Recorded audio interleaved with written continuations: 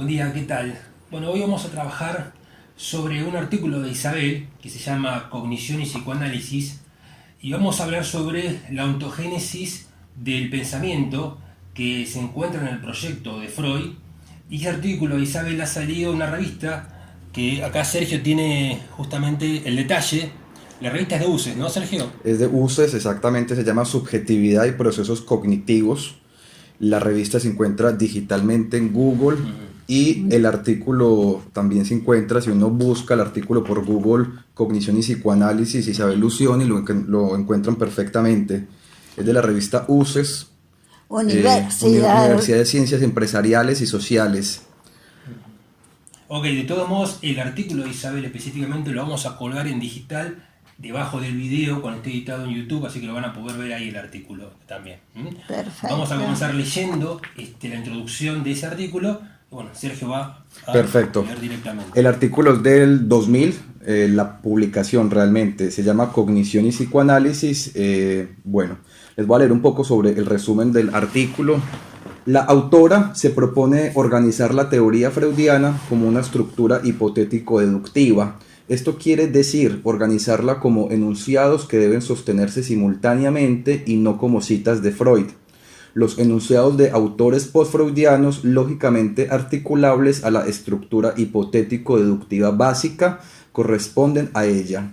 Las categorías correspondientes al aparato psíquico son las más inclusivas de la teoría freudiana y constituyen en sí mismas una articulación que abarca lo biopsicosocial. El concepto de pulsión cabalga entre lo psíquico y lo somático, portando también la impronta de la cultura. Inquietudes como las de Bion, quien se preocupó por los procesos cognitivos, fueron precedidas por las de Freud. La magnitud de su descubrimiento no le permitió desarrollar todas sus teorías de manera madura, dado que estaba empujado por el fragor de su creación. La autora se propone rescatar las hipótesis de Freud sobre los procesos de pensamiento del proyecto de una psicología científica, que presentan como ventaja sobre teorías del pensamiento extra-analíticas el gran progreso de vincularse a la motivación, al deseo, al placer y al displacer. Hay dos sistemas cognitivos solo relativamente diferenciales, el del predominio afectivo y el del predominio representacional y lógico, pero cognición y afecto no son separables. La autora afirma que uno de sus aportes consiste en mostrar cómo el pensamiento progresa alejándose de los primeros deseos y angustias compulsivos, pero sin abandonar jamás un horizonte afectivo como motivo conductor. Contribuye también a diferenciar entre cualificación y calificación psíquica. La primera querrá decir psíquico consciente, como lo afirmaba Freud, y la segunda corresponde a todo aquello que adquiere representabilidad y sobre todo lugar psíquico, como inscripción perdurable o alteración permanente del sistema que precedió a esa inscripción. Propone además modificar la idea de que lo revulsivo del psicoanálisis es la sexualidad y la agresividad, y afirma que lo es el pensamiento crítico acerca de nosotros y acerca de nuestros objetos de amor. Bueno, hay mucho que... Me perdí Te lo abro, la ven, yo te lo página. busco. Ahí está. Ya está. Ya está. Bueno, hay mucho para charlar. Creo que hay varias hipótesis, ¿no? Sí. La primera, organizar la teoría freudiana como sistema hipotético deductivo. En términos de Kuhn, organizarla como paradigma científico. No sé si quieren que empecemos por discutir eso. Okay. Porque siempre, o nunca mejor dicho, se ha creído que la teoría freudiana sea un sistema. Los psicoanalistas siguen usando a las dos tópicas separadas. Empiezo por ese ejemplo que es grosero. Entonces que yo diga que es un sistema y que es una estructura hipotético-deductiva, creo que es suficientemente revolucionaria. Por empezar, que las dos tópicas están articuladas, o sea, que hay una sola tópica. Y eso habla entonces de un aparato psíquico. Exacto. No se trata solamente del inconsciente. Esos sistemas responden a un funcionamiento de un aparato psíquico. Exacto. O sea, segundo punto flojo de todos los psicoanalistas. Han insistido durante más de un siglo en sostener que su objeto es el psicoanálisis. El objeto freudiano es el aparato psíquico. Sostienen que es el inconsciente, quiere decir. Inconsciente, preconsciente, consciente o ello, yo y super yo. Es decir, las dos tópicas articuladas. Sostener que es el inconsciente lo lleva a la siguiente pregunta. ¿Qué es el inconsciente? Flota en el aire. ¿Puede existir un inconsciente solo como objeto? Es absolutamente ridículo. Bueno, esta ridiculez ha sido sostenida por todos los psicoanalistas, que sostienen que su objeto es el inconsciente. Entonces, no solamente el objeto del psicoanálisis es el aparato psíquico, sino que en ese aparato psíquico juega un papel esencial lo biológico, así mismo lo social, lo cultural social, articulado. Ese aparato psíquico tiene dos articulaciones decisivas. Está articulado a lo biológico y a lo social, histórico, cultural. O sea, es un objeto complejo con dos articulaciones decisivas. O sea, que las fronteras del aparato psíquico son lo biológico y lo histórico-cultural. Claro, con esa definición estamos muy lejos de pensar que solamente es lo inconsciente el objeto de estudio del psicoanálisis. Absolutamente, absolutamente. Y justamente estuve en unas jornadas muy interesantes donde, lógico, los psicoanalistas se están planteando problemas actuales, las drogas, la disolución familiar, los suicidios tempranos en chicos adolescentes, preadolescentes, las variantes de género, y lamentablemente no se dan cuenta de que tenemos categorías preparadas. Si usan todo el aparato psíquico y supieran que el aparato psíquico articula lo biológico y lo histórico-cultural, se darían cuenta de que estamos perfectamente pertrechados para afrontar los cambios culturales, porque si cambia la cultura, cambia el super-yo cultural. Si cambia el super-yo cultural, cambian los super-yoes. Si cambian los super-yoes, cambian los criterios de realidad social del yo. Sí, los valores. Los valores.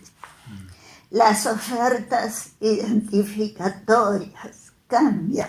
Y cambia también lo inconsciente, que no es lo mismo lo inconsciente de nuestra época que hace 200 años. Porque cambian las exigencias represivas. Claro. Claro. O sea, a lo que vos llamas articulador entre lo biológico, entre el cuerpo y lo social, cultural, sería una metabolización que hace el psiquismo con lo que proviene de la cultura, con la biología, que no es un destino predeterminado, sino que cuando articula, metaboliza y moldea según los cambios que se van dando en la cultura y con lo que él hace internamente con eso. Perfecto. Como para asumir una identidad determinada, quiero decir, no me refiero... Acuérdense de la definición de pulsión. Las Vorstellungsrepresentanz son las primeras traducciones de las fuerzas corporales en el psiquismo. Pero además de ser las primeras traducciones, esas representaciones deberán ser traducidas al yo. Y el yo está lindando con el super yo. O sea que el cuerpo estará tamizado por el ello y luego por el yo y el super yo. O sea que entre heterosexuales y transexuales, por ejemplo, tienen los mismos sistemas que vos venías describiendo hace un rato, los mismos subsistemas de procesamiento, pero después cada uno tendrá sus Besetzungs, sus significaciones particulares a la hora de tramitar todo esto, esta tamización que vos describís del cuerpo. Claro, exactamente. Si hay una sociedad que comienza a aceptar la transexualidad, bueno, la transexualidad no se transformará en sintomática como hace 60 años. Pero es ineludible para cualquier género empezar la tramitación de lo biológico. Lo biológico debe ser tramitado. Ahora, hay una categoría que no es freudiana, pero que yo la introduje, no soy la única, que es la de género. Género implica las significaciones, atribuciones identitarias, propuestas identificatorias sociales atribuidas, repito, a los sexos. Entonces, esto es sumamente compatible con Freud porque Freud jamás sostuvo que la anatomía es el destino. Justamente Freud plantea una ontogénesis de asunción del propio sexo. No dice que es automático al genital la asunción de sexo. Entonces hay una trayectoria identificatoria. Lo que se agregó después y proviene fuera del análisis es esta categoría de género. Y se sabe que el género, o sea, la identidad psicosocial, la establecen los chiquitos a los 2 años, antes de la conciencia genital. O sea que se puede entender perfectamente que un chiquito, por diversos motivos, asuma fuertemente una identidad transgénero tempranamente. O sea, como dice Freud, la anatomía no es el destino, No, pero hay que partir de la anatomía. No lo anatomía. dijo Freud. Freud no dijo Ni es el destino, ni no es el destino. Lo que sí especificó Freud es que hay un trayecto metabolizador hasta llegar a la asunción genital. O sea que de ninguna manera Freud dijo, nacés con pito o con vagina y fatalmente vas a ser mujer u hombre. Jamás sostuvo eso. No. Bueno, pero ¿cómo llegamos a lo transexual? No, como asunción de la identidad y las variantes que se pueden adquirir con los referentes sociales y culturales. El aparato psíquico es un articulador de eso. Claro. Estábamos planteando también, Isabel, la estructura teórica freudiana a modo de un paradigma O estructura hipotético-deductiva, cosa que nunca nadie en toda la historia del psicoanálisis aceptó, porque tampoco aceptan que sea una ciencia entre las otras. Por eso cito las críticas de Bunge. Algunas críticas de Bunge, las de uno de los últimos libros, son realmente horribles. Las críticas que le hace a Freud en el último libro indican que jamás leyó a Freud. Le atribuye cosas equivocadas, pero que no critique que como movimiento jamás nos construimos como ciencia. Eso es cierto. Jamás nos construimos como ciencia. Jamás hemos dado muestras de ofrecer un sistema de contrastación. Y nadie nos pide experimentos, que suele ser la defensa arcaica que usan los psicoanalistas. Nadie nos pide experimentos, nos pide contrastaciones, algún sistema de pruebas, simplemente eso. No lo damos. Saber también pensar que dentro de esa estructura teórica hay campos de investigación que Freud va planteando a lo largo de la obra, en algunos no retoma, pero constituyen como ejes muy importantes para continuar teóricamente pensando. Por ejemplo, el tema de la ontogénesis del pensamiento. Claro, bueno. Que lo aborda en el proyecto muy detalladamente y también de forma bastante compleja de organizar, que fue también el trabajo que vos te planteaste. Es lo que tomo en este artículo. Freud distingue el preconsciente como lugar de lenguaje del pensamiento que busca la realidad, que busca el encuentro con la verdad. Pero tiene cosas geniales en el proyecto que no alcanza a desarrollar.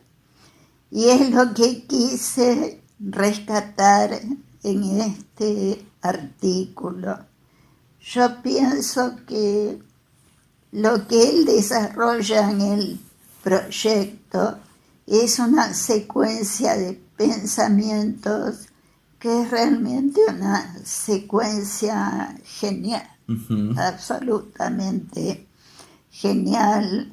No tiene tiempo de desarrollarla después, pero Piaget reconocía que sus descubrimientos eran buenos, eran modestos, pero obviamente creían lo que había descubierto y yo creo en Piaget, pero reconocía que lo que descubría en la cognición le faltaba un aspecto, que era el aspecto impulsivo de esa cognición, el aspecto afectivo. Bueno, Freud, en esta secuencia de pensamientos, una de las genialidades es que el pensamiento parte del deseo. Ujú. Y ahí se daría la conjunción. Yo estoy convencida de que no hay pensamiento genial que no esté impulsado por una pasión, la pasión de saber. Y bueno, lo que da esta secuencia es una secuencia de pensamientos que parten del deseo. Que es lo que vamos a ir viendo poco a poco. Vamos leyendo seguimos leyendo. párrafos. Sí. Resumen. Introducción. Introducción. La introducción. Vamos a leer lo que les pasé a ustedes. Introducción. introducción. ¿Otra vez la introducción? Sí, No, sí. leíste el resumen hasta ahora. Bueno, la introducción. Bueno, el psicoanálisis se ha hecho masivo y dudosamente famoso por la sexualidad entendida popularmente como pansexualismo e idealización de la sexualidad fáctica, muy acorde con el hedonismo narcisista de la posmodernidad. La idea de que los oficiantes del psicoanálisis solo se ocupan de un objeto psíquico, el inconsciente, trivializa también la complejidad de los objetos teóricos que Freud forjó. Objetos que por lo menos son una triple estructura de subsistemas psíquicos, articulados además a la biología y a lo histórico-cultural. Los reduccionismos intrapsicoanalíticos, como el que cité, al simplificar al aparato psíquico en uno solo de sus sistemas, merecen indudablemente muchas de las críticas que Mario Bunge dirige a un psicoanálisis que en realidad es heterogéneo, mosaico teórico, ideológico, técnico y hasta metafísico, el que arrastra, por supuesto, esa disparidad ideológica a tratamientos que solo mitológicamente son unitariamente psicoanalíticos. Es aquí donde hinca su crítica Mario Bunge. Yo no creo que a sus críticas se las pueda desestimar con el mero y cómodo mote de positivista, mote que suele utilizar las corrientes irracionalistas de las ciencias sociales, impotentes para contrastar sus enunciados. Esta es precisamente una de las principales críticas del epistemólogo argentino. No dan cuenta de ningún tipo de contrastación racionalmente aceptable. Es sabido que muchos que escriben nuestra época dicen que ella tiene una gran dependencia de la ciencia y de la técnica, pero que esa dependencia es coexistente con fuertes ataques a la racionalidad, sobre todo en el campo de la salud, donde la carencia epistemológica hace imposible ordenar legalmente las prácticas. No será la menor ni la última de nuestras contradicciones la de los hombres trimilenarios. Hay una filósofa norteamericana que leyó con detenimiento y lucidez a Freud, Patricia Kircher, un texto de 1990, quien piensa que el fundador del psicoanálisis dejó como herencia con sus metapsicologías un programa de investigaciones que ocupará a varias generaciones de científicos interdisciplinarios. No puedo menos que concordar con Kircher, puesto que el psicoanálisis excede con mucho el campo de una psicopatología y el de una terapéutica, dado que fue constituido por su fundador como el más complejo y útil de los objetos teóricos que cubran el campo o hayan abierto el campo de lo biopsicosocial. Es posible que el psicoanálisis sea una antropología en sí misma. El oficio curativo que los psicoanalistas practicantes asumidos ha llevado a un reduccionismo intrapsicoanalítico del que Freud abjuraba y que lo condujo a temer que la práctica médica, curativa, terapeutizante ocluyera la dimensión de la ciencia que él fundó. Esa ciencia trascendió a los histéricos de 1900 con la interpretación de los sueños. Cuando demostró la escisión psíquica en diferentes sistemas de pensamientos, era algo que apenaba a los neuróticos, pero que mostraba la irracionalidad como componente de cualquier sujeto psíquico. Junto a la terapéutica como una de sus técnicas posibles, esa ciencia funda también al psicoanálisis como una herramienta de calidad de vida, de salud en sentido amplio, sea ella lo que fuere en el campo mental, considerando que hay un autor como Morin que llama a nuestra especie Homo sapiens demens. No es común suponer que la teoría del inconsciente es imposible de sostenerse sin una teoría de la conciencia, y que durante décadas elevamos procesos psíquicos a la conciencia de nuestros analizados sin que haya habido preocupación, sin embargo, por la teoría de la conciencia, salvo en contados casos. No obstante, hay en Freud bases firmes para una teoría de la conciencia y la investidura de atención que es consustancial. La teoría freudiana sustenta firmemente la convicción de que la mayoría de los procesos que dan lugar a la conciencia son inconscientes en sentido por lo menos descriptivo y dinámico. No es otra cosa lo que descubrieron muchos años después los neurocientíficos al consolidar la idea de que la mayoría de los procesamientos psíquicos son inconscientes. Además de los caminos de investiduras, posicionamientos psíquicos sobre los que operó la defensa, los cuales son inaceptables yoica y superyoicamente, también están los procesos psíquicos simplemente desconocidos, tanto como desconocidos hasta el siglo pasado la estructura del átomo. A lo inconsciente reprimido y reprimido primariamente deberíamos agregarle lo inconsciente desconocido. Exacto. La inaceptabilidad yoica respecto a diferentes caminos de pensamiento se produce por razones semióticas, semánticas, lógicas, de urbanidad, gramaticales, sintácticas, retóricas y de adecuación o conveniencia social. Las razones superyoicas responden a la ética individual y la cultura histórica. Tanto el ello como el yo de realidad definitivo y el superyo son instancias, cada una de las cuales está constituida por diferentes cogniciones y sobre todo por diferentes maneras de configurar estas cogniciones. Es Freud el que sostiene que en los estratos primarios operan estructuras cognitivas superadas y no reprimidas, como el animismo y la magia, asociaciones por simultaneidad y varios estadios de las relaciones por analogía. Cierta tensión entre medicación y comprensión de la subjetividad podría ser mejor situada en un terreno inteligible si se retomaran las investigaciones sobre la multiplicidad de funciones que están implicadas en el aparato psíquico freudiano, entre ellas la atención, la conciencia, los afectos y sus posiciones respecto al yo, al ello e incluso al superyo. Aunque las fuentes empíricas de los psicoanalistas siguen siendo los tratamientos que abordamos, no me cabe dudas de que nos faltan recursos para avanzar hacia otros medios de contrastación sin abandonar la clínica. Nos falta también utilizar reflexivamente y no como importaciones ligeras y a la moda otras fuentes de información, descripciones de la realidad psicosocial actual y neurocientíficas, por ejemplo, que completen el estudio de muchos procesos del aparato psíquico conocidos psicoanalíticamente. Un ejemplo de esto es la teoría sobre los afectos, a los que solo comprendemos por sus procesos representacionales, pero sin integrarlos con sus eslabones neurohormonales ni con sus procesamientos históricos sociales. Estos desarrollos cambiarán también el terreno de ciertas disputas ejercidas sobre un paciente tupamarizado por psicofarmacólogos y psicoterapeutas.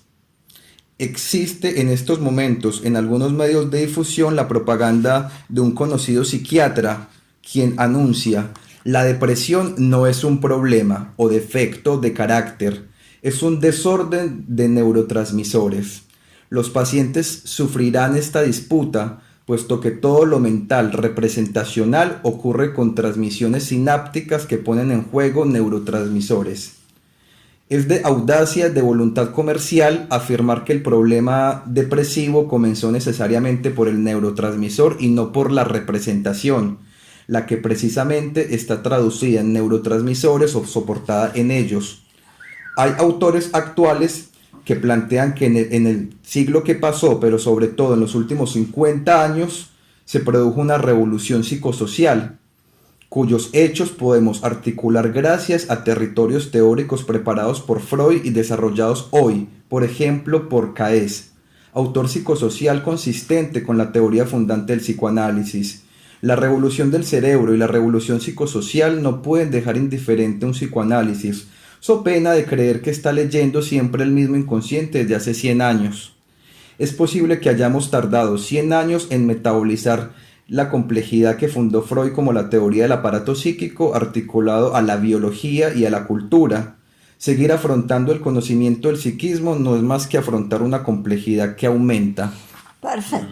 Dejemos acá por hoy. Sí, me parece muy interesante de todos modos como para ir plantando un poco temas para la próxima, toda la introducción que leyó Sergio recién, Sí, que es muy sí. interesante sobre todo cómo los orígenes del pensamiento se pone en funcionamiento por esta articulación de lo afectivo y lo cognitivo, Sí, que es lo que vos señalás ahí, cómo da lugar a procesos de pensamiento que no están reprimidos, que son pensamiento, bueno, en el caso que señalás como ejemplo el pensamiento mágico, sí. pero que son diferentes tipos de pensamiento a lo largo de la ontogénesis de lo que vas a conocer después como pensamiento más complejo, el crítico. Exacto. Eso creo que es lo más, Exacto. interesante. Además de lo que vos señalás y evidenciás de las críticas que con razón se le hacen al movimiento. Sí. Sí. Sí, Pero bueno, es bastante es profundo el complejo, tema para sí, desarrollar. sí.